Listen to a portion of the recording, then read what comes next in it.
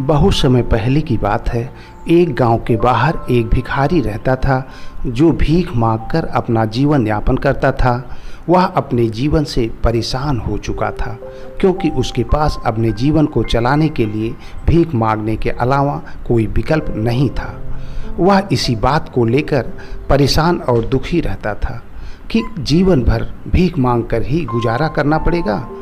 रात दिन यही सोचकर वह परेशान हो जाया करता था और निराश मन से सोचता, क्या मेरे जीवन में भी कभी बदलाव आएगा या जीवन भर भीख ही मांगनी पड़ेगी। कुछ समय बाद उस गांव में महात्मा बुद्ध का आगमन हुआ। लोग महात्मा बुद्ध का उपदेश सुनने के लिए दूर दूर से उस गांव में आते थे। वह भिखारी हर दिन देखता कि बहुत सारे लोग निराश आंखों में आंसू लिए विभिन्न चिंताओं व परेशानियों को लेकर गौतम बुद्ध की सभा में जाते और जब वह वापस लौटते तो उनके चेहरे की चमक देखने लायक होती थी। वह भिखारी गांव के बाहर बैठा लोगों को देखता, यह वही सोचता कि आखिर इन लोगों को गौतम बुद्ध ने ऐसा क्या दे दिया कि लोग इतने खुश होकर वापस आ रहे हैं। लोगों के हाथों में ना तो सोने चांदी के सिक्के और ना ही कोई कीमती वस्तु होती थी, फिर भी लोग इतने खुश कैसे हैं। आखिर महात्मा बुद्ध ने इन लोगों को ऐसा क्या दे दिया। वह लोगों को देखता और यही सोचता रहता। यही सोच सोच कर भिखारी परेशान हो जाया करता था। एक दिन भिखारी ने निर्णय लिया कि वह भी महात्मा बुद्ध के पास जाएगा और देखेगा कि ऐसा वहाँ क्या हो रहा है और क्या बांटा जा रहा है कि लोग रोते हुए आते हैं और हंसते हुए वापस जाते हैं। अगले दिन वह महात्मा बुद्ध से मिलने के लिए उनके शिविर में जा पहुंचा।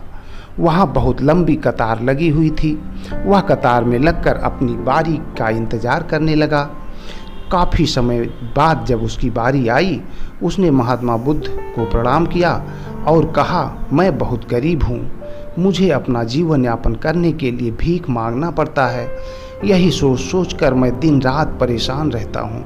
कृपया करके आप कोई रास्ता मुझे बताएं जिससे मैं अपने जीवन को बेहतर कर सकूं। यह सब सुनकर महात्मा बुद्ध मुस्कुराए और कहा, तुम गरीब नहीं हो, तुम्हें ऐसा लगता है क्योंकि आज तक तुमने किसी के लिए कुछ नहीं किया और ना ही तुमने कभी किसी को दान दिया। यह सब सुनकर भिखारी ने कहा, भगवान, मैं तो एक भिखारी हूँ, भला मैं किसी को क्या दान कर सकता हूँ, किसी को क्या दे सकता हूँ, किसी की क्या सहायता कर सकता हूँ।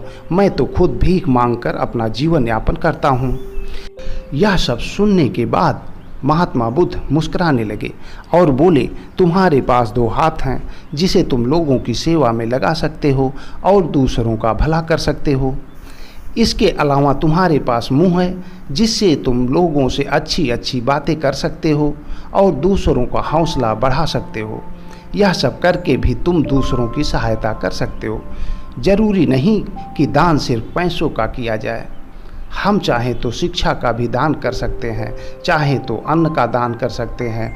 ऊपर वाले ने अगर किसी को पूर्णतः अच्छा शरीर दिया है तो वह गरीब नहीं हो सकता।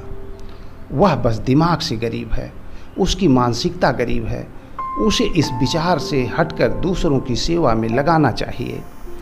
बुद्ध की यह सब बातें सुनने के बाद वह भिखारी बहुत ही ज़्यादा खुश हो गया और वह सोचने लगा कि मेरे पास भी कुछ ऐसा है जो मैं किसी को दे सकता हूँ। सचमुच मैं गरीब नहीं हूँ। उसका मन अब संतुष्ट था। महात्मा बुद्ध को प्रणाम किया और वहाँ से चला गया। अगले दिन जब वह भिक्षा मांगने के लिए निकला तो महात्मा बुद्ध के शिविर में जो बातें वह सुना था लोगों को बताता और मौका मिलने पर लोगों को हंसाता रहता था। लोग अपने आप से उसे भिक्षा दे देते थे। जहाँ किसी को मदद की ज़रूरत होती उसकी सहायता कर देता। उस दिन उसे भिक्षा में ढेर सारे अनाज मिले। भीख मांग कर लौट रहा था, उसने देखा एक बैलगाड़ी कीचड़ में फंसी है जिसमें ढेर सारा गेहूँ लदा है। वह किसान काफ़ी देर से परेशान था। वह किसान जब बैलगाड़ी को आगे से पकड़ता तो बैलगाड़ी पीछे की तरफ चली जाती और जब वह पीछे जाकर बैलगाड़ी को धक्का देता तो बैलगाड़ी से अलग हो जाते। इस तरह से वह काफ़ी समय से परेशान था। जब भिखारी उसके पास पहुंचा तो किसान याचना भरी नज़रों से उसकी तरफ देखा। भिखारी ने मन ही मन कहा, सचमुच मैं गरीब नहीं हूँ। फिर तेज आवाज़ में कहा, मैं आपकी सहायता जरूर करूँगा। भिखारी ने किसान से कहा कि आप दोनों बैलों को संभालो और मैं पीछे से धक्का दे देता हूँ। और वह धक्का देकर बैलगाड़ी को निकलवा देता है। किसान बहुत खुश हुआ। उसने भिखारी को 1 बोरी गेहूँ दे दिया। आज भिखारी बहुत खुश था, क्योंकि भिक्षा में उसे ढेर सारे अनाज मिले थे और यहाँ किसान द्वारा 1 बोरी गेहूँ भी मिल गया।